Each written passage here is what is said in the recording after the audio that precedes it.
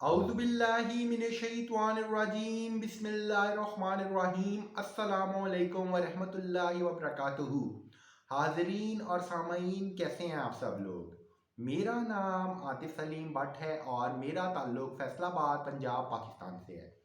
आप सब लोग मेरा यूट्यूब चैनल देख रहे हैं। आप सबसे इल्तमास है कि आप सबको अगर मेरी वीडियोस पसंद आ रही हैं तो बराए मेहरबानी बेल आइकन पर प्रेस करें। इसके अलावा लाइक और कमेंट बॉक्स में भी अपने ख्यालात का ज़रूर इज़हार कीजिएगा। आप सबकी दुआएं मेरी ज़िंदगी का बहुत अहम हिस्सा हैं। अपनी नेक दुआओं में मुझे भी याद रखिएगा। चलिए जनाब, आज के टॉपिक के बारे में बात करते हैं। आज मुझे आप सबसे जिस बारे में बात करनी है वो ये बात करनी है कि ऑर्डर 21 सीपीसी सेक्शन 94 सीपीसी का जब भी कोई ऑर्डर पास हो जाता है तो क्या उसे चैलेंज किया जा सकता है या नहीं किया जा सकता।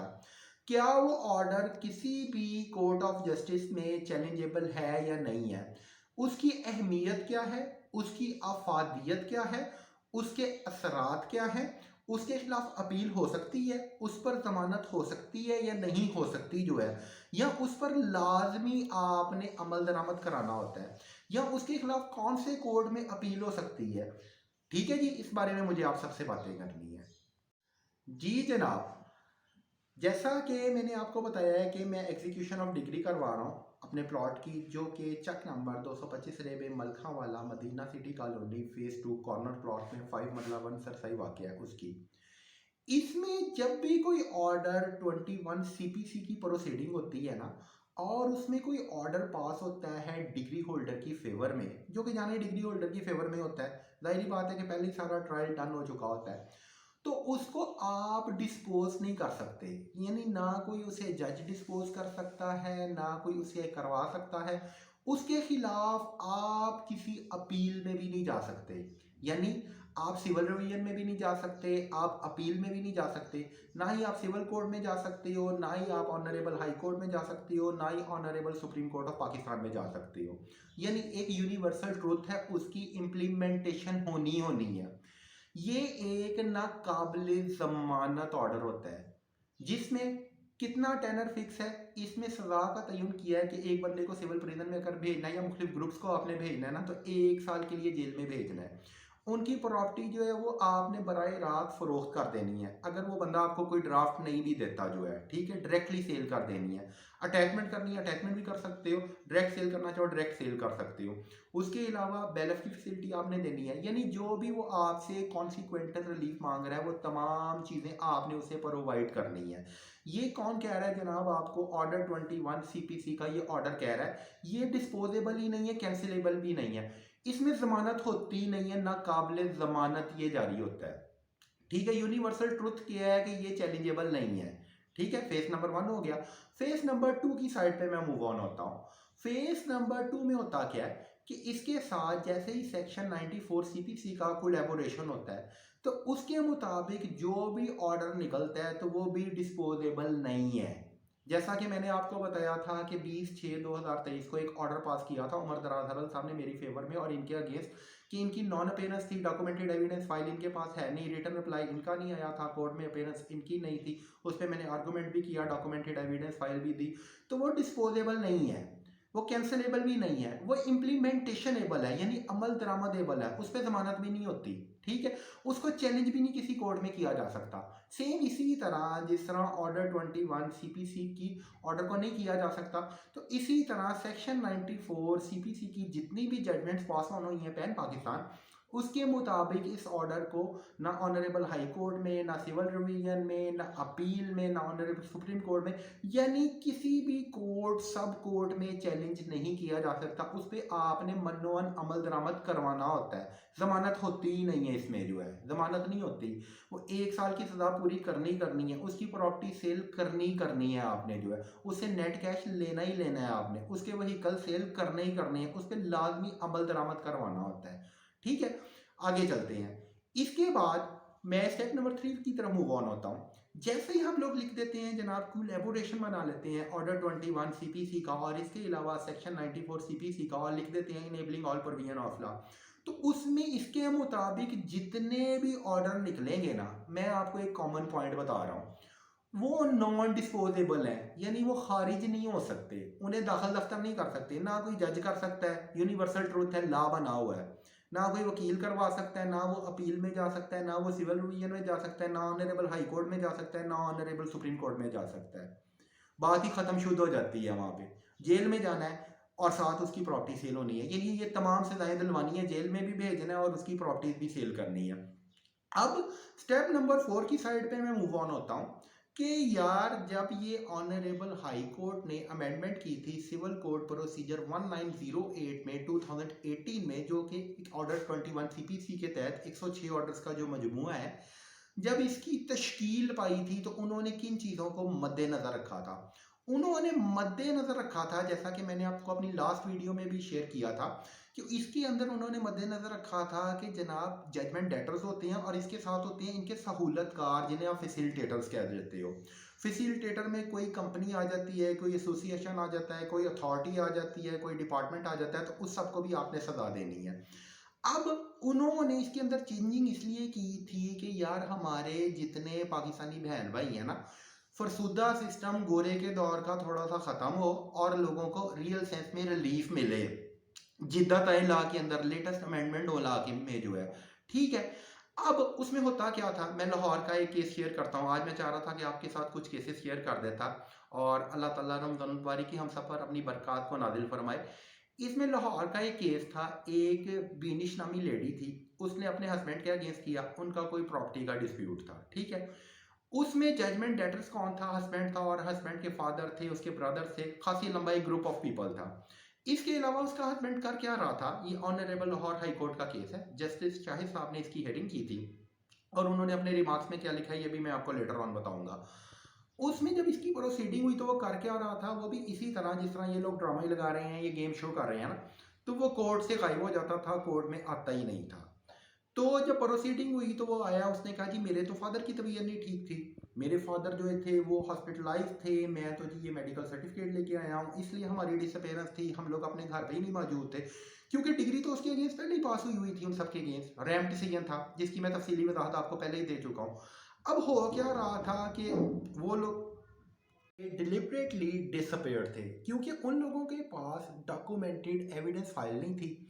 तो इस पर उन्हें ऑनरेबल हाई कोर्ट के जज साहब ने रिमार्क्स दिए कि जनाब आपके अगेंस्ट तो पहले ही सारे सबूत आ चुके हैं, पहली ट्रायल में एक हारे हुए हो, दोबारा भी मैं सबूत देख चुका हूँ, मैं इवेल्युएशन कर चुका हूँ, तो आप लोग डिग्री पर अमल दरामद क्यों नहीं करवा रहे? सबसे पहले तो आपने मेरे ऑर्डर की पासदारी नहीं की, जिसकी वजह से इन्हें एग्जीक्यूशन में आना पड़ गया। ठीक है, उन्होंने क्या किया जी, वो कभी मेडिकल स्टोर पे जा रहे थे, कभी कहीं से आ रहे थे, कभी हॉस्पिटल से सर्टिफिकेट जैसा कि मैंने शेयर किया बना के ला रहे थे, वो गए हैं। उन्होंने ऑनरेबल हाई कोर्ट के जो जज साहब थे ना, जिनका मैंने जिक्र किया है, उन जज साहब के ऑर्डर के अगेंस्ट उन्होंने एक और अपील दायर कर दी जनाब additional district and session court में। ठीक है, और उसके बाद उन्होंने कहा जी ये हमारा फलानी अदालत में केस लग गया है, तो अब हमारी गिरफ्तारी नहीं हो सकती, हमारी गिरफ्तारी अमल में नहीं आ सकती, हमारी गिरफ्तारी अमल में नहीं लाई जा सकती।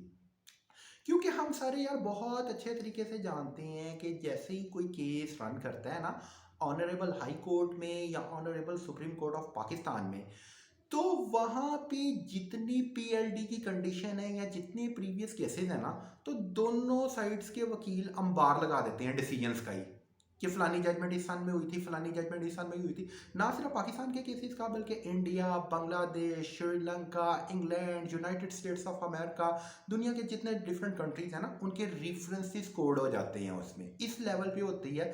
इस तरह नहीं होती है, इस तरह नहीं कहा जाता कि जी मैंने 100 केसेस सुनने हैं या मैंने 200 केसेस सुनने हैं, या घबराहट का शिकार या खुद नहीं फ्रस्ट्रेटेड होते, सुनते हैं सारे तवज्जो से सुनते हैं वहाँ पे। तो खैर उसने कहा जी ये मैं मुझे आप जेल में भेज नहीं सकते, मैं तो यहाँ से ये ले आया हूँ, मेरा बेल ऑर्डर जारी कर दिया उन्होंने जो है। अब जब ये फिर आया जस्टिस साहब के पास, तो जस्टिस साहब ने कहा कि यार मैंने एक डिग्री पास ऑन की है, ठीक है, आपकी डिसअपेरेंस है, डॉक्यूमेंटेड एविडेंस फाइल आपके पास नहीं है, सिक्योरिटी आपने जनरेट नहीं कराई, डिग्री की आपने पासदारी नहीं की हुई, आप लोग वेगा बाउंड थे, आप लोगों ने नहीं की हुई, ठीक है, आप लोग अपने एक चली जा रहे हो। मैं एडिशनल डिस्ट्रिक्ट एंड सेशन जज के ऑर्डर को नहीं मानता, मैं इसके ऑर्डर को ही खारिज करता हूँ। उन्होंने ऑर्डर को खारिज किया, जाहिर है वो अथॉरिटी थे, मैंने आपको बताया कि इस पर मनो अमल होना होता है, जिस तरह कि मैंने आपको फर्स्ट 3 फेसेज में वजाहत की है इस चीज़ की। खैर उन्होंने उसको खारिज किया। वो फिर गया, फिर उसी एडिशनल डिस्ट्रिक्ट एंड सेशन जज के पास जाके फिर उसने कहा कि जी ये मेरा बेल ऑर्डर है, तो उन्होंने फिर पास कर दिया। फिर उन्होंने खारिज किया। गर्ज ये कि इस तरह वो 4 दफ़ा लाता रहा, 4 दफ़ा ही खारिज हुआ ये जो है। अब वो साहिब जो हैं वो मुसलसल लेके आई जा रहे हैं और जज साहब खारिज करी जा रहे हैं। अब जब ये थोड़ा सा टोपी ड्रामा जो है ये थोड़ा सा लेंथी हुआ, तो वो जो खातून थी, खातून की लीगल काउंसिल थी, उन्होंने मौक़िफ़ ये इख्तियार किया कि जनाब ये जो एडिशनल डिस्ट्रिक्ट एंड सेशन जज है ना लाहौर के, ये सहूलतकार का रोल अदा कर रहे हैं। अब वो सहूलतकार का रोल कैसे अदा कर रहा था, उसका जजमेंट लेटर्स में नाम नहीं शामिल था। मैं यहाँ पे ये पॉइंट क्लियर कर दूँ आपको, क्यों उन्होंने क्यों लिखा है। ये 2017 का केस मैं आपको बता रहा हूँ, जिसके बाद ये वजूद में आना ज़रूरी हो गया था ऑर्डर 21 CPC। उन्होंने कहा ये तो सहूलतकार का रोल प्ले कर रहे हैं, उससे डिस्टर्बेंस क्रिएट हो रही है, मुझे भी हो रही है, मेरे क्लाइंट को भी हो रही है, लेंथ अननेसेसरी इंक्रीज करी जा रही है इस चीज़ की जो है। और वो भी हम लोग इस वक्त ऑनरेबल हाई कोर्ट में है, जहाँ पे इतना लेंथी चलता ही नहीं है केस। वहाँ पे तो 4 वीक्स में या हार्डली 6 वीक में डिसीजन आ जाता होता है। और वहाँ पे इवेल्यूएशन को फर्स्ट स्टेप पे प्रॉपर तरीके से इवेल्यूएट किया जाता है, उसकी मिसमैचिंग देखी जाती है कि यार बनता भी है केस या नहीं बनता जो है। तो उन्होंने कहा कि जी हम इस बंदे का नाम भी नॉमिनी करते हैं। उन्होंने एक एप्लीकेशन मूव कर दी उस कोर्ट में एडिशनल डिस्ट्रिक्ट एंड सेशन जज के खिलाफ भी। ये एक इंटरेस्टिंग पॉइंट है, ये ज़रा सुनिएगा, ताकि जितने हमारे जो डिस्ट्रिक्ट के बहन भाई हैं ना, उनके माइंड में कोई कन्फ्यूजन या कोई गलतफहमी ना रहे, या वो मुझे ये ना कहें कि पता नहीं शायद मैं कोई अल्लाह माफ़ करे जज्बाती हो के वीडियो बना देता हूँ, या मैं कोई कुछ और करता हूँ, ठीक है। अब जब उसके खिलाफ केस हुआ तो उसे फिर तलब किया जज साहब ने। दायरा है वो सुप्रीम पावर थे, उन्होंने कहा जनाब आप दिए जा रहे हैं यार बार बार, ये क्या कर रहे हो। उन्होंने कहा जी ये शख्स मेरे पास आ जाता है, मुझे कहता है। उन्होंने कहा यार आता है या नहीं आता, मैंने एक ऑर्डर पास कर दिया है, ग्राउंड इसके पास कोई नहीं है, रीज़न ये प्रॉपर डिफाइन नहीं कर पा रहा, इलेबोरेशन ये नहीं दे पा रहा, सबूत इसके पास कोई नहीं है, आ ये नहीं रहा, ऑर्डर मैंने पहले इसके अगेंस्ट पास किया हुआ है, आप मेरे ऑर्डर के अगेंस्ट ही जाई जा रहे हो, आप किस लिहाज से जा रहे हो। उन्होंने कहा कि जी सॉरी सर मेरे से ना गलती हो गई।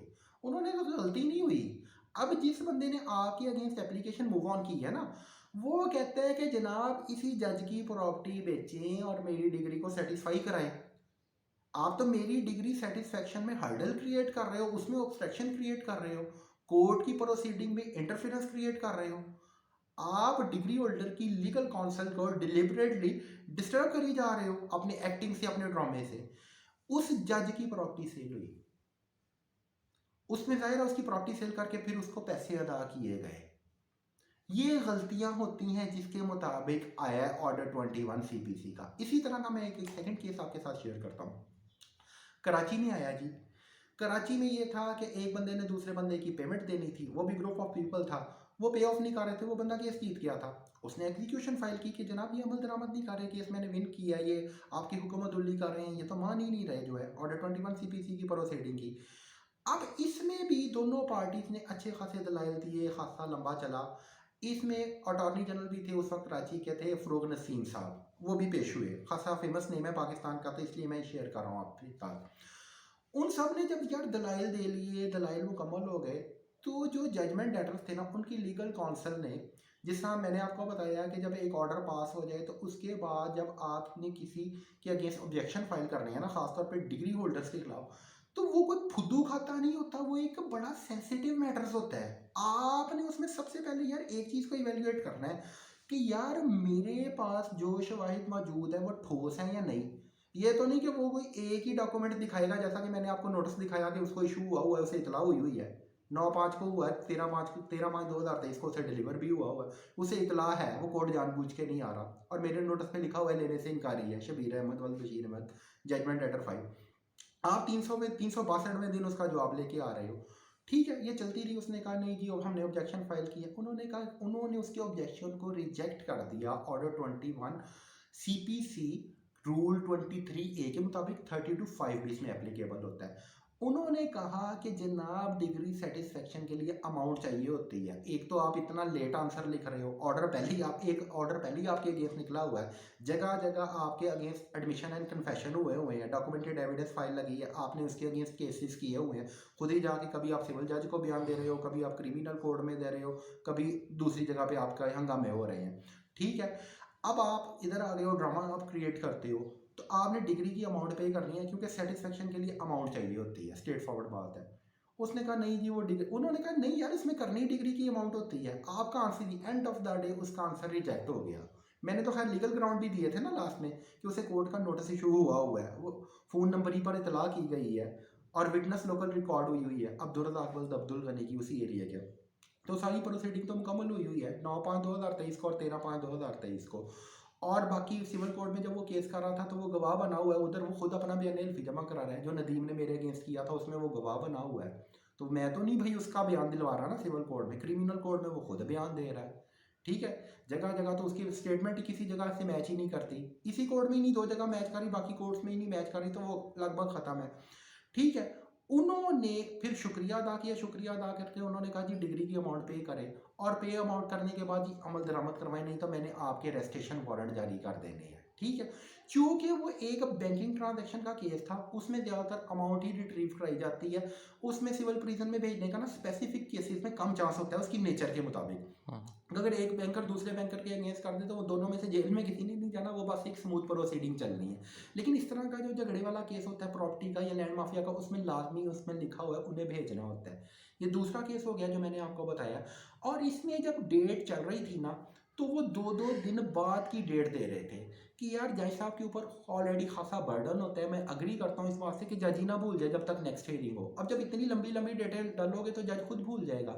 उसमें बाज़ाब्ता तौर पे अगले बंदे ने लिख दिया कि इसकी अर्ली फिक्सेशन करो हेयरिंग की। आप लोग फिर यार लंबी लंबी डेटें डाली जा रहे हो, अननेसेसरी डिले करी जा रहे हो, या कभी इशारे करके आप ऐसे ऐसे करना शुरू कर देते हो कि जी हर चीज़ को आप करी जा रहे हो, निगलेक्ट जो है। तो वो मैंने आपको बताया कि यार जजेस की प्रॉपर्टी सेल हुई हुई है। किसकी? जजेस की। कौन सी कैटेगरी में? फैसिलिटेटर्स की कैटेगरी में। तो उन्होंने स्टेप नंबर 5 की तरफ मूव ऑन होता हूँ। तो उन्होंने चार्टर्ड में किस चीज़ का एडिशन कर दिया? Any person association. यानी जज के भी वारंट गिरफ्तारी निकल सकते हैं, वकील की तो वैसे ही कोई औकात नहीं रह जाती, उसके क्लर्क की क्या औकात रह जाती है जो है। ठीक है, जब जज का ही निकल गए यार, एडिशनल डिस्ट्रिक्ट एंड सेशन जज के निकले हुए हैं तो उसको लाजमी पास ऑन कराना होता है। अब मैं स्टेप नंबर 6 की साइड पे मूव ऑन होता हूँ। स्टेप नंबर 6 में होता क्या है, जब हमारे यहाँ किसी चीज़ का तयन हो जाता है ना और उस पर अमल दरामद करवाना होता है, तो हमारे यहाँ होता क्या है, मैंने कुछ देर पहले वीडियो बनाई थी उसमें मैंने वजाहत की थी कि जो हमारा जुडिशल कमीशन है ना इसका सिलेक्शन का क्राइटेरिया ठीक नहीं है। ठीक है, तो वो एक अजीबो गरीब ही पैन पाकिस्तान ना चीज़ें स्प्रेड करी जा रहा है जिनको ला की खुद ही अवेयरनेस नहीं है। जैसा कि मैंने आपको एक एग्जांपल कोट कर देता हूँ कि नदीम ने गया है जिसमें शबीर ने गवाही दी हुई है, उसने अपनी जाली रजिस्ट्री लगाई है, फ़र्द लगाई है, वो दोनों ही मिसमैच कर रही हैं। ठीक है, तो वो कि तो बेसिकली केस बनता ही नहीं था, टाउन डेवलपर आ गई उसके हक में दे गया, उसने डायरेक्ट टाउन डेवलपर से खरीदा, उसकी किसी टाउन डेवलपर ने खिदमत हासिल नहीं की। वो वकील जो आता फैंस है वो जाली रजिस्ट्रियाँ बनाई जा रहा है, वो जाली रजिस्ट्री बना के कोर्ट में भी चला दी है, वो स्टे ऑर्डर ले आया है रीडर की मदद से। ये इसलिए ला बनाया है कि यार कोई जज इसको एक्सेप्ट करने की गलती ना करे, क्योंकि हमारा फरसुदा सिस्टम है यहाँ पे। जुडिशल कमीशन पूरे पाकिस्तान में मुख्तलिफ़ किस्म की जो चीज़ है, मैं खैर नेम नहीं अब शेयर करूँगा, वो फैला चुका है। तो अगर किसी जज ने कल को एक्सेप्ट कर लिया तो उस जज की प्रॉपर्टी सेल हो जानी है। मैं ऑन एयर मीडिया पे ये आपको बयान दे रहा हूँ, यूनिवर्सल ट्रूथ है। तो मेरी honourable chief justice of Pakistan से रिक्वेस्ट है कि जनाब आप honourable chief justice of high court को एक रिटन फॉर्म में डायरेक्शन ऑर्डर दीजिएगा कि पैन पाकिस्तान जितने भी जजेस हैं ना ये ऑर्डर सेपरेट कर दिया जाए, उन समेत फिर सिविल जजेस को भी पहुंचे, जुडिशल कमीशन को भी पहुंचे और तमाम लोगों को पहुंचे, और ये तमाम सिविल जजेस तक भी पहुंचे, एडिशनल डिस्ट्रिक्ट एंड सेशन जजेस तक भी पहुंचे जो है। ताकि जिस तरह मैंने अब आपको बताया कि भाई टाउन डेवलपर खुद कह रहा है कि मैंने उसे सेल किया, वो खुद गवाहियाँ दे रहा है, वो खुद केस हारी जा रहा है, तुम एक जाली रजिस्ट्री पकड़ की धमाल डाली जा रही हो, ऊपर से जज का रीडर जो है उसने मोहर लगा दी है, एंड में जज ही टर्मिनेट हो गया। तो इस चीज़ों पर अगर ये कल को किसी के पास गए और किसी भी जज ने दे दिया स्टे ऑर्डर, तो वो अपने नुकसान के खुद जिम्मेदार होंगे। लीगल फॉर्म की मैं बात कर रहा हूँ, मैं दूसरी फॉर्म की नहीं बात कर रहा, अल्लाह माफ़ करे, आप सारे मेरे इस्लामी भाई हो बहनें हो सारी, तो मैं दूसरी फॉर्म की नहीं बात कर रहा। उसका अगर कोई नुकसान हो जाता है मान ली, तो वो अपने नुकसान का खुद जिम्मेदार होगा। तो ये सारी चीज़ें डन हो चुकी हैं। स्टेप नंबर 7 की तरफ मूव ऑन होता हूँ, लास्ट स्टेप की तरफ मूव ऑन होता हूँ।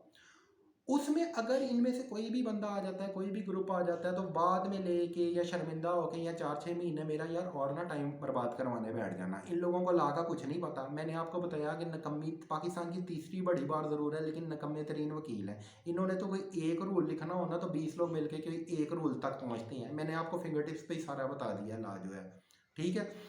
तो इनकी बातों में ना आना, और ना ही ज़मानत हो सकती है। मैंने आपको और किसी की नहीं, एडिशनल डिस्ट्रिक्ट एंड सेशन जज की एग्जांपल दी है। अच्छा, इसमें अब लास्ट चीज़ मैं आपके साथ यहाँ पे शेयर करनी बहुत ज़्यादा ज़रूरी समझता हूँ जनाबे अली। लास्ट चीज़ ये है कि अगर एक बंदा है वो 3 एप्लीकेशन मूव करता है, एक पे उसने रिजल्ट ले लिया है, दूसरी का भी रिजल्ट आता है, फिर तीसरी का भी आता है, तो तीनों पे जो सज़ाएं होती हैं ना, तीनों सज़ाएं अलग-अलग नाफुल अमल है। अब जिस तरह आपने जो 20/6/2023 वाला ऑर्डर है उस पर आज तक अमल दरामद नहीं करवाया, मैं कह के थक गया हूँ। आप लोगों से कोई बात करने की कोशिश करे तो यार आप लोग बुरा मना जाते हो। अजीब ही मैंने मेंटल अप्रोच देखी, और यार मैं हैरान हूँ कि ये जुडिशल कमिश्नर किसने बनाया। खुदा का वास्ता है यार, अल्लाह नबी का वास्ता है, पाकिस्तानी कौम पे यार कुछ रहम करें, इस कमीशन को डिसॉल्व करें, अब्रॉड से कोई फॉरेन क्वालिफाइड लोगों को लेके आएँ जिन्होंने एलएलबी की हो, ताकि सिस्टम के अंदर ना कोई चेंजिंग आए, ट्रांसपेरेंसी आए। पता नहीं रेफरेंसेस पे भर्ती हो जाते हैं, प्रैक्टिस है नहीं। साफ पता चलता है कि जज की अपनी प्रैक्टिस ही नहीं है, 1 साल की भी प्रैक्टिस नहीं है, 2 साल की भी प्रैक्टिस नहीं है, बस डायरेक्ट किसी रेफरेंस पे बैठा हुआ है आके जो है अपने आप को। हमारा पंजाबी कल्चर है, यहाँ पे एक दूसरे को तसल्लियाँ दी जाती हैं कि आपसे ज़्यादा कोई कॉम्पिटेंट नहीं, आपसे ज़्यादा कोई काबिल नहीं, झूठी तारीफ़ें करी जाती हैं, ठीक है जी। तो इसके बारे में आप लोग सोचिएगा, और मुल्को कौम पे, मुल्को मिल्लत पे कुछ रहम कीजिएगा आप, और काइंडली डायरेक्शन ऑर्डर ना ज़रूर जारी कर दें। मेरे लिए नहीं, अपने लिए नहीं, पाकिस्तान के लिए, पाकिस्तान के लाखों करोड़ों लोगों के लिए जारी कीजिएगा। जज़ाकल्लाह खैर। इंशाल्लाह 30 को मैं जाऊंगा, वारंट अरेस्टेशन आपको दूंगा। जवाब उसका मैं, मेरा ख्याल है, अपनी लास्ट मीडिया कॉन्फ्रेंस में फ़ारग कर चुका हूँ, जो कि उसने घटिया सा जमा कराया है। लाइसेंस वो 5/7 को पेश करके गया था, अपेयरेंस उसकी है नहीं। उसके बाद जितनी हियरिंग हुई है वो रिजवान उमर अवान नहीं आया। 20 हुई है ना, वो सिर्फ 5वीं एक पे आके अपना लाइसेंस पेश करके गया 5/7/2023 को, जिस दिन डायरेक्शन ऑर्डर निकला है। वो डिस्पोज हो नहीं सकता, उसके बाद वो आ ही नहीं रहा। क्लर्क भी उसका सिर्फ 2 हियरिंग पे आया, या हार्डली 3 हियरिंग पे आया। एक 17/10 को आया है, एक उसके बाद वो आया जी 20/1/2023 को एप्लीकेशन 3 में ड्रामा लगाने के लिए। उसके बाद वो आया 1/2/2024 को। उसके बाद आया जनाब वो 26 वाली हियरिंग पे वो आया ही नहीं, और ना ही आने का चांस है। और इसमें यहाँ पे मैं एक चीज़ और आपको क्लियर कर दूँ अमानुल्लाह भट्टी साहब, आप मेरे लिए बहुत ज़्यादा काबिल एहतराम है, हम सब एक ही फैमिली का पार्ट है। अब उस दिन ना आपने ये नहीं मुझे कहना कि जिस तरह मोहतरमा फातिमा क़य्यूम साहिबा कहती थी कि जी मैं दूसरी पार्टी का इंतज़ार कर रही हूँ। उसकी मैं आपको एक लीगल वजाहत दे देता हूँ, लीगैलिटी को साथ लेके चलता हूँ। रिजवान उमर अवान ने एक गलत जवाब दायर कर चुका है इस कोर्ट में, शबीर अहमद वल बशीर अहमद की साइड से, ठीक है, गैर कानूनी जवाब कर चुका है, जो कि रिबर्टल में जा ही नहीं सकता था। उसकी अपनी स्टेटमेंट मिसमैच है, काउंटरफेट में जा रही है, ठीक है जी, मैच ही नहीं कर रही, नोटिस के साथ ही नहीं मैच करी। उसके लिए तो वो मैं नोटिस ही दिखा दूँ तो उसको उड़ाने के लिए वो जवाब वही काफ़ी है। अगर रिजवान उमर अवान कोर्ट में आ जाता है, मिसाल दे रहा हूँ आपको सिर्फ समझाने के लिए, ताकि ना बात क्लियर करके चलें, पेशतर इसके कि कई लोग फिर फाइल अंदर ले जाते हैं, 2 दिन होल्ड करके रखी रखते हैं, अपने दोस्तों वगैरह से मुशावरत करके फिर वो 2-4 लाइनें लिखते हैं, उसमें भी 32 के बजाय अकेला 5 लिख देते हैं, ड्राफ्टिंग की गलती कर जाते हैं, ठीक है। अगर वो आ जाता है तो वो बहस कर जाता है, तो चूंकि आंसर गैर कानूनी है उसका, जैसा कि मैंने आपको बताया, उसे नोटिस हुआ है, ऑर्डर पहले उसके क्लाइंट के अगेंस्ट निकला हुआ है, तो उसका एक गैर कानूनी बयान ऑरल फॉर्म में और रिकॉर्ड हो जाएगा। रिटर्न फॉर्म में पहले ही हुआ है, ऑरल में रिकॉर्ड हो जाएगा, ठीक है। अगर रिजवान उमर अवान नहीं आता कोर्ट में, डिसअपेयर्ड होता है, जैसा कि मैंने आपको बताया कि वो बाकी में डिसअपेयर्ड रहा, सिर्फ एक दफ़ा आया था, वो क्लर्क तो आ रहा था एक्सटेंशन के लिए। बात का जब आप आते हो ना, ये बच्चियाँ, इनको नहीं पता होता, ये बेतुकी मिस्टेक कर जाते हैं। तो अगर वो नहीं आता तो जनाब आपने इनके गिरफ्तारी के तो ऑर्डर जारी करने ही करने हैं इंशाल्लाह तबारक व तआला। 30/3/2024 को मैं आऊँगा, जो कि मेरा लीगल राइट बनता है, और जो कि इतने अरसे से डिले का शिकार था। हर एप्लीकेशन के अगेंस्ट अलहदा करना है, जैसा मैंने आपको बताया था। ऑर्डर अगर आप करते हो तो या फिर आपने, मैं आपको बता दूंगा, गाइड कर दूंगा, असिस्ट कर दूंगा, तो आपने ला की वो शिक लगा देनी है जिसमें ये जाएंगे 3.5 साल के लिए, रिजवान उमर अवान, शबीर अहमद और उसका क्लर्क जो है, बाकी सारे जाएंगे 3 साल के लिए। बाकी सबकी आप देख रहे हो कोई अपेयरेंस ही नहीं है, ठीक है जी। यहाँ तक आपको बात की समझ आ गई। अब मैं आगे चलता हूँ। अगर वो नहीं आता तो आपने इसके अलावा उसे 1 लाख की पेनल्टी होती है। मैंने आपको उस दिन पनिशमेंट एक्ट 2 सेक्शन 3, इसके अलावा सेक्शन 56 की प्रोसीडिंग बताई थी। 1 लाख की रिजवान उमर अवान को आपने पेनल्टी हिट करनी है। अगर रिजवान उमर अवान वो पेनल्टी पे ऑफ कर देता है तो ठीक है, उसको 3 साल के लिए जेल में भेजना, 3.5 साल के लिए नहीं भेजना। अगर रिजवान उमर अवान ने वो पेनल्टी पे ना की तो उसको 6 माह के लिए जेल में भेज देना, उसके क्लर्क को भी भेज देना है, क्योंकि वो जवाब दाखिल करवा चुका है, वो खुद ही फंस चुका है, खुद ही अपने पाँव पे कुल्हाड़ी मार चुका है। मुझे नहीं आपने ये कहना कि जी आप उसका इंतज़ार कर लो, दूसरी कौंसल आ जाए। मैंने आपको बताया कि उसका इम्पैक्ट पड़ना ही नहीं कोई केस के ऊपर जो है, ठीक है। मेरी और उसकी कोलैबोरेट ना, मैंने इनके साथ सुलह करनी है, मैंने अमल दरामद कराना है और आप लोगों ने अमल दरामद करना है। और अमानुल्लाह भट्टी साहब को भी मैं honourable chief justice of Pakistan से कह रहा हूँ कि उस दिन कोई छुट्टी ना दीजिएगा, मैं सिर्फ जाऊँगा 5 मिनट के लिए, इन्हें वारंट अरेस्टेशन दूंगा, बस अमल दरामद कर दें। बहस मैं कर चुका हूँ मीडिया चैनल की मौजूदगी में। जज़ाकल्लाह खैर, अल्लाह ताला आपका और मेरा हामी और नासिर हो। अल्लाह निगहबान।